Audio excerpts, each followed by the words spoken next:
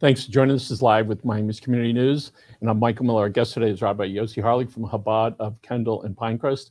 And today is going to be a pretty somber look back at the Surfside collapse and the families and what's been going on there. So, Rabbi, why don't you take it away and tell us about your involvement in it from the beginning and what it has meant to you and to the community? Thank you so much. I'm one of the roles. I run a Chabad Center of Kendall and the Friendship Circle. There's another responsibility I have is being a chaplain in Miami-Dade Police Department. And I became a chaplain like 2005. So up till 2.5 weeks ago, June 24th, really my role was to be there for the police officers in the sense of if they need any spiritual guidance. We have 10 chaplains, 12 chaplains, 4 are Jewish, we have Christians, Muslim, different chaplains. Our role is not to be there for our religion. Our role as a chaplain is to be there for the officers, whatever they need, the police officers.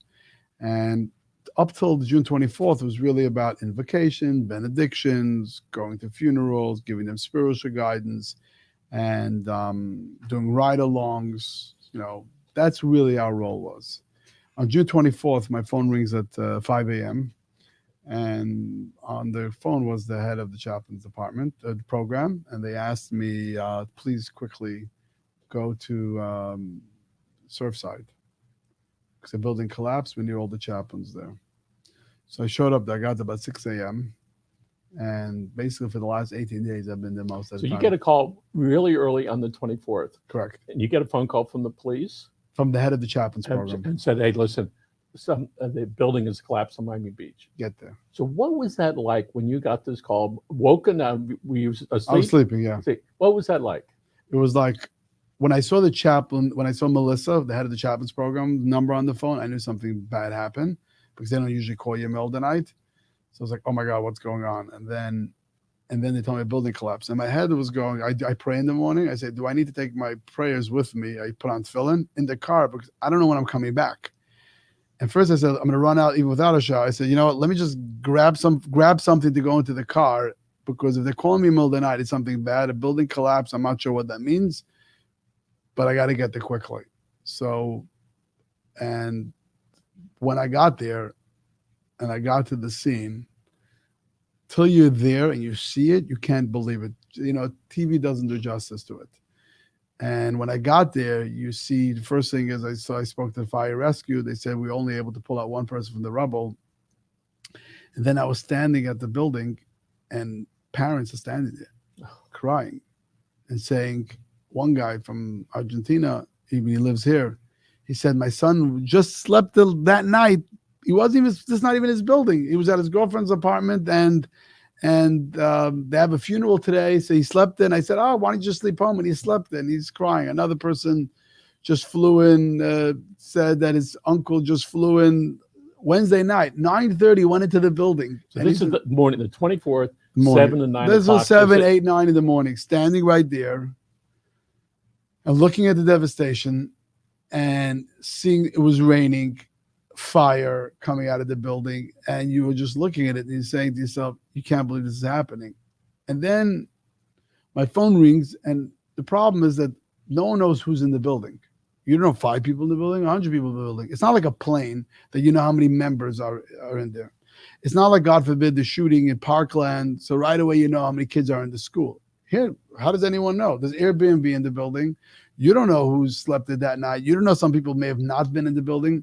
So the first few hours, I was getting messages from the synagogues that The synagogue, Surfside synagogues, they were sending messages to each other. Oh. This guy didn't show up to services. That guy didn't show up to services. So it was like 10 names, 15 names. So I remember when I was in the first few meetings when the government, and we could get into that, when they came together, the mayor and the governor, they had no idea how many people in the building. I was telling them, okay, we already confirmed 15 people are missing, 20 people are missing. By virtue of people are looking for them. Because the Jewish community, you have all these WhatsApp groups. Everyone's putting messages. Oh, my parents were on it. This is before, later on, they all went to the Surfside community center, and the family started lining up and giving their names. But we're talking about now 8, 9 in the morning, and I'm in the meeting with the mayor because I'm a chaplain, so we're there. Everyone's like scrambling, trying to figure out what to do. So what is it like when you're there and you're looking at these people whose lives are about to be devastated.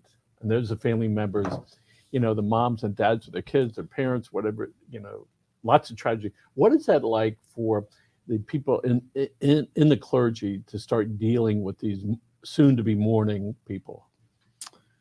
People ask me all the time, like, how is it for you? You're on the scene on, many different fronts. It's hard to explain. I've never experienced this before, but you get into the zone, and your zone is very focused. How could I help these people? That's what it's about. You don't allow yourself when you're on the scene. It's not like I planned it. It's the reality of first responders who are on the scene. You see the devastation in the building in front of you. You see a father crying that his son is trapped in the building. You see someone else that his uncle is trapped in the building. You don't allow yourself to start crying and falling apart with them. You right away go into a role of hugging them and being with them in the moment. Like, people have asked me, many interviews I've had, like, you're a chaplain. You're on the front line with the families. You're on the front line with the first responders. It's not like you break down crying with them, because then you can't do your role. Your role at that moment is to comfort them and just listen to them and be in the moment with them. So that's the difference between sympathy and empathy. Right. You're very empathetic, you're there, and not allowing yourself to cry with them, because then it gets in their way and it gets in your way. Correct. Of doing that. It doesn't mean that you didn't have time to reflect. So now it's been a couple of weeks. So as you look back, how do you personally process that role that you've taken on? Right. It's interesting. A few things I noticed. Number one, that it's harder for me to go when I'm at work in my office. I'm very anxious because I feel there's so much I need to do, because there's many roles that we play as a chaplain, because there's a lot of things that we have to teach the first responders about the bodies and the Jewish text and being there for families. So whenever I'm away, I felt more anxious. I felt more relaxed is not the right word I'm looking for, but I felt more at peace with myself when I was on the scene than when I'm away from the scene. And I got very anxious. And that's because you thought what? That I have a lot of responsibilities that I need to go. So I feel like I could do something. The building collapsed. What can we do? I'm not in the rubble. I can't pull people out. So what could I do? There's so many other things. Yesterday, the director of the police department spoke about how important the rabbis' roles are. And I also felt another responsibility, because since I'm a chaplain in Miami-Dade Police Department, I have access that a typical chaplain doesn't have, because Miami-Dade Police Department is the ones that are running the scene. So they needed us and wanted us. So I went and spoke with homicide. I went and spoke with the fire rescue. I spoke with the families. I was there by all the briefings, not only me and a few other chaplains, to be the go-between the people and the first responders. Even when the president came, they wanted us there. So I feel like there's so much to do. There's a fire burning and a building is burning. And what am I going to sit in my office and work on the Chabad and Friday? How many clergy or clergy types were there during this whole time? So there were a lot of clergy, because Surfside has their own chaplains, and Bel Harbor has its chaplains, and City of Miami has the chaplains. But Miami-Dade Police Department is running the scene. So we're the chaplains of Miami-Dade Police Department, the only ones that have access to every part. There's different parts of the scene. There's where the public officials have their trailers and working around the clock, getting in FEMA and everything. Then there's the police and the homicide, where they have their trailers. Then there's the scene itself. And then is where they take the bodies and the things from the scene. Then there is where the families are. As a Miami-Dade Police Department chaplain, I have access to all of it. And in every place is something I could do. So I literally go from place to place and go into meetings and discuss it with them and bring to attention the different needs of the Jewish community. And it's not, let me take a step back. It's not only the Jewish community. This wasn't people asking me, was this a devastation with the Jewish community? No, it was a devastation to the whole world. We didn't only look at what could we do for the Jewish people. We're looking at what we could do for everybody is important. Yes. When we look at the thousands of people that were impacted immediately with family or relatives, that many thousands of people, then you have hundreds, if not thousands, of providers for first responders and care, right? We understand the mourning process for people that have lost someone, and in this case is particularly devastating. What about the future, emotional and psychological care for the people that have been providing care? What does that look like? So what after this event? When the firefighters go home, when you go home, It's a good and question. I don't know the answer to it. I've never been in this situation before. So most of the people have never been through this situation, a situation like this. You have to understand what's so challenging about this case is that let's use other tragedies. Let's say the Orlando and the Parkland. It was a tragedy. But within 12 hours, 24 hours, families found out. Here, day after day after day. First stage is, are they going to come out alive? When I went here, it was Thursday, maybe 3, 4 in the afternoon, I was going back and forth. I went to the rec center. That's where people were going to give the family names. They were asking, why didn't they tell us, when is my family member coming out alive? When did they bring him back? And I'm standing there thinking to myself, do they realize this is a pancake? 130 feet, 130 feet is down to 35 feet with inches between the floors. I'm not going to be one telling them that. And they're crying to me, and I'm just listening to them, hugging them, crying with them, And then it goes to Saturday, Friday, the frustration's building. I was at the briefings, and the families are very frustrated, rightfully so. What do you mean? Just go in there, send 1,000 people into the pile, pick up the pile, and get it out. Sunday, they made a decision on Sunday that they're going to bring the families there. And a lot of people were against it. The police were against it. Why? Because you never bring a family member to the scene of the crime. And they asked the chaplains to go along with the families. And I went along with the families. And I went in the bus with them from the hotel to the scene. And the family members were very uptight, very tense, a lot of anger, a lot of frustration on the first responders. And when they got into the scene, there's a hotel next door. That's where they go to, which is maybe 50 feet from the rubble, from the pile, as we say. They got there, and the first few minutes, I heard screaming to the loved ones, crying. And as the hour went by, they were there for an hour, you could see there was a calmness and hugging. I went over and prayed with some of the families who were interested. I put on film with some of them who were interested. And it did 3 things. No one knew that it's going to do, because I was with them on the way back. One thing it did for them is that it gave them a moment to be once again close to their families. Just imagine the last time you speak to your family member, they're sitting on the water, sitting on the porch, overlooking the water. Next thing you know, they're in the rubble, in the thing of cement. So it gave them an opportunity to once again be close to their relatives, their children, their spouses. And unfortunately here, you didn't lose one. Most people lost a few. The other thing it did is allow them to see how hard the first responders are working. And now it makes sense why they couldn't bring them out quickly and why they're struggling with this. Some people walked away saying, oh my God, so many people are working on it. They're going to come out alive.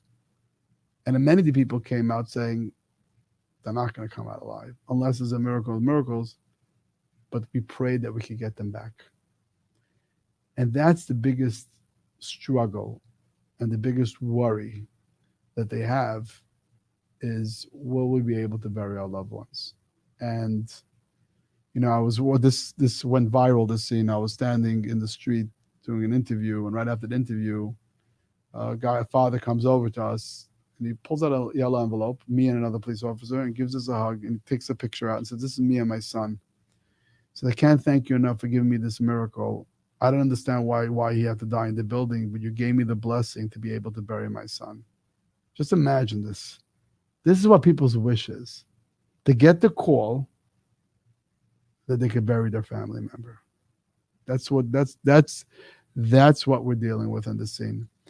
And I think the families understand that the first responders, the family, the political leaders, and I've been there with the governor, I've been there with the president, and this whole other, while I was with the family, and DeSantis, and Kava, and Debbie Wasserman Schultz, and Rubio, and Scott, from top to bottom, the families know and feel that everyone is there for them and with them. That certainly when we watch what the first responders, the people that are out there every day digging through that rubble with their hands, the devastation, the physical devastation, the emotional devastation, but they know they're on this much bigger picture, which is to get to the point to where those family members can rest. All right, that they were trying to recover whatever they can for the families. As I'm listening to you, it's really quite emotional.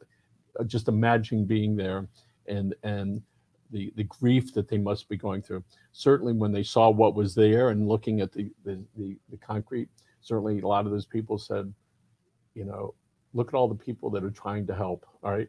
And I think that's what people want now, which is to know that they're not alone and that people are trying to get them to a place where they may not be happier, but they could be a little bit happier that everything was being done. So now it's been a couple weeks, right? 2+ weeks. There's still another 30 or 40 um, people that haven't been located.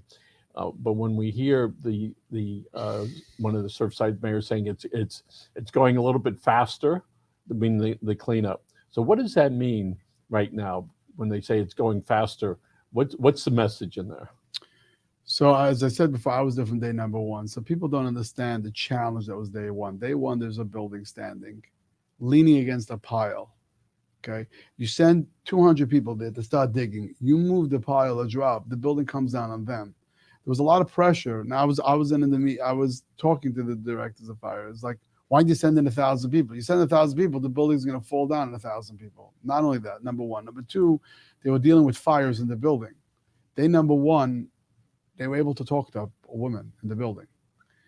And they would say, we're going to get to you, we're going to get to you. But unfortunately, a fire started because in the garage, there's cars. Cars have gasoline in it, fuel in it. And a fire started, and they all had to back out. Imagine, you're in danger. You're under a building, trying to dig. You don't know if the building's coming down you. There's a fire next to you. Everything could blow up. And these guys put their lives on line to go in to save a person. So they had to back out. So day number one, they're dealing with rain, dealing with fire, dealing with a building leaning against a pile. Like he says, you couldn't have had any worse luck. So they tried to get the bodies.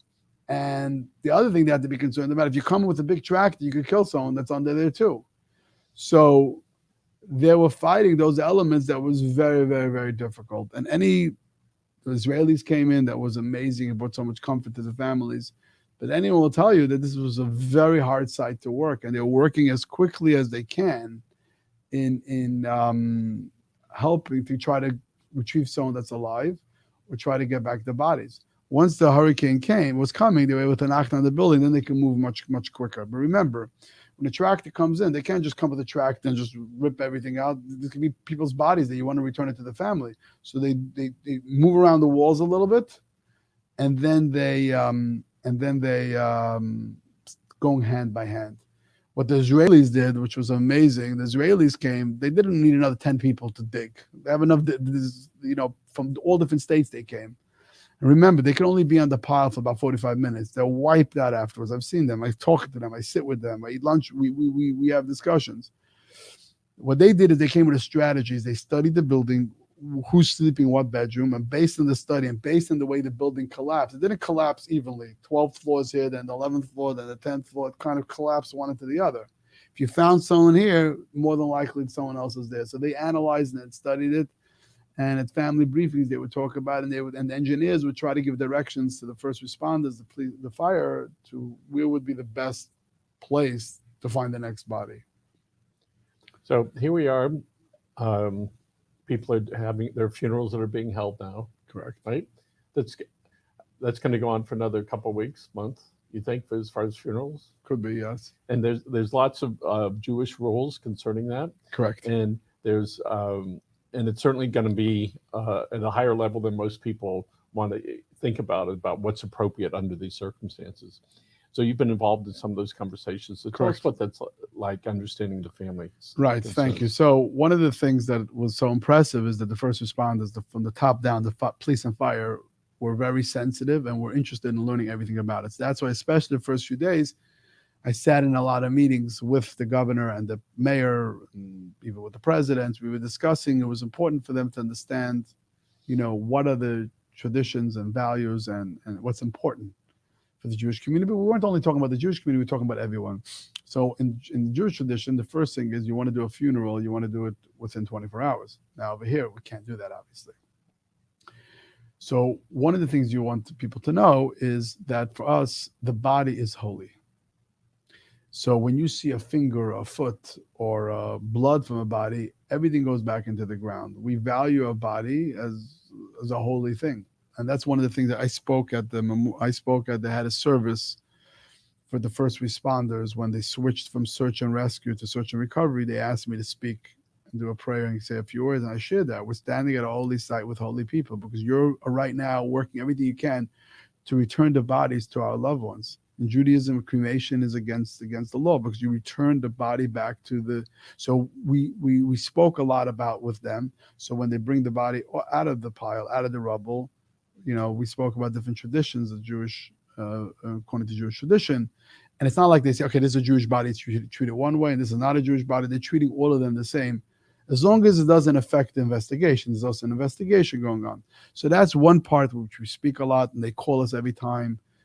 Once they do the DNA test, that we're able to go over and say a prayer. There's chaplains from other religions go a prayer. So we deal with that whole department and with the Emmy's office, and they've been extremely sensitive and accommodating. Now, when you're a family member that your loved one is in the rubble, you want to make sure that they're taking care of it to the best of the ability based on the condition of the body and based on the investigation, that you're doing everything you can. So it brought a lot of comfort to the families. Just last night, I went to a Shiva house, actually Rabbi Felix' sister, and the brothers told me, thank you so much for being on the front lines the whole time. We know there's someone out the whole time trying to make sure that everything is done. And I can tell you, the director of the police department, Freddie, and the director of fire, we've been in so many conversations. They would try everything they can. So that's one department, it's just the body. Then there's the religious items that which we could talk about that. So for folks that are religious, without, no matter what religion it is there some explanation that they can get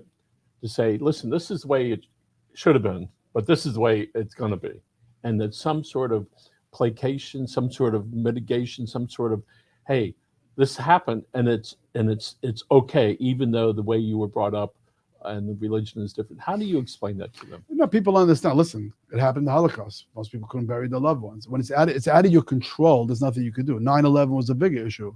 Because 9/11, there was the fuel and the fire, so they couldn't even get back a lot of bodies. Here, it's cement, so it's a little different. So people don't feel like, oh my God, something was wrong. It's an act of God or whatever you want to say. The reason is, so it's beyond their control. But whatever's in our control, we want to make sure we do the utmost. So that's how people look at it. At least what's in the control, and they want to be able. They want to be able to have that closure. I was just on a call right before we went on the show. A family calling me. We're dealing with some issues, helping with it. I get calls all the time now, or I'm involved with families trying to do everything we can to give them the closure and give them the proper burial, whatever they're able to bury. So this obviously has been a lot on your shoulders. So how do you feel about this weight that is there? Because the things that could be a weight on your shoulders, but certainly the responsibility to so many people. How do you feel about that? When you're in the zone, you don't really think that much. You just more think, okay, I got to do. So I've tried to be on the scene as much as I can, an average of 8 to 10 hours a day, some days 15, 18 hours, especially in the beginning. Now they have a kind of a system in place, but every meeting, to be as many meetings, to have many discussions, go around speaking to the police. And I want to tell you that what was impressive was not just the chaplains doing their job, but there was so many departments, so many organizations started from the ground up to give food to people. People don't even realize that part. There was an amazing organization called Yedidim that started this food kitchen in a little place in the Surfside center, feeding kosher food to everyone, first Jews, non-Jews, the Shulabel Harbor, so many organizations, Chai Lifeline, Hatzalah, Chesed Shalem, as they're working around the clock. So you have the first responders that are there, the firemen, the people that are there, the policemen that are helping. Who are some of the unnamed heroes that are there that we never hear them either by name or title or by their organizations? So I would say, you could do your job, but I was very, very, very impressed with the organizations that food trucks came to feed the people. you don't have time to eat. And there was like organizations that had 24/7 around the clock cooking thousands of meals a day. This is just a group of people started it. We're talking about not meals like any steaks, rice, and going around up and down Collins Avenue and giving out the food to the police, to directing traffic, to the fire, to anyone that's there, giving out food to them. Seeing people bringing cases of water, mothers with their children walking up and down the street in a wagon, giving out granola bars and bananas. I saw the greatest devastation, but I've also seen some of the most beautiful things happening. So there are literally hundreds of people that are doing this because it helps. They feel good doing it. And they're doing it because it's the right thing for them to do. They're never going to make it on the front page. Correct. They're never going to be interviewed, but they're there supporting all the people that are out there, from folks like yourself, and there are dozens like you out there. There are hundreds, if not, many hundreds of first responders out there digging with their hands, which is just incredible. And if you ever dug with your hands, you know what it's like after an hour. Correct. And the emotional strain that's on everybody. I hope that they find some peace with the families do, and the first responders and people that are helping. We're going to wrap it up here, Rabbi. And if there's something you want to wrap this up with, and maybe it's a prayer, or maybe you'd like to say something, we're going to look in this in the center camera right there. So why don't you talk to our folks? Yes. I was witnessed one of the greatest devastations in our country, where thousands of people's lives were impacted. But I also got to see something so beautiful. And unfortunately, you only see sometimes these beautiful things in challenging times, which is seeing every level of the government, from the president to the governor to the senators to the mayor, city, state, county commissioners, first responders, police, fire, FEMA, every organization. So many organizations giving out food, donating airline flights to Israel, organizations that came for giving psychological help, all together came for one purpose only, and the purpose was to bring life back, save a life, and also to bring back the bodies if they can't. What I saw, that did for the families was amazing, because now the families are hugging the first responders because they feel like they have someone that's there for them and really cares for them and is walking down the road with them. And what it made me realize is, as much as the politics of Democrat, Republican, not one moment from June 24th, 5 a.m. when I got the call until today, which is, what's today, June 18th, whatever it is, June 12th, not one, the 18th day, that's why. Not one moment. Which month? July. Not one moment did I ever see or feel that one person was trying to push politically. It was all about, how could we be there for another person? That gives me so much hope. That inspired me. That brought me to such an enlightened moment to say, you know what? We're really all good people. People are really caring. People really want to make a difference. People really want to help another person. And we have to take that energy, that feel that we have now, and not only have it while the cameras are on. Because I could tell you, people I know politically don't like each other. When you're in the room right now, that was gone. It didn't even exist, all the way to the left and to the right. Because in essence, people are really good. People really care. People really want to make a difference. And I just pray, and I pray for the first responders. I pray for the families to get closure and to be able to have them, to be able to move on. Whatever they've been through should be able to give them the strength to go on. But I pray for all of us, that feeling of love and care, that feeling of unity, that feeling of oneness. It wasn't about Jewish people, not Jewish people, about you're a mayor, you're the president, you're a first responder, you're pushing a wagon with food. All of us should feel that unity, that essence. We're all God's children. We really all care about each other.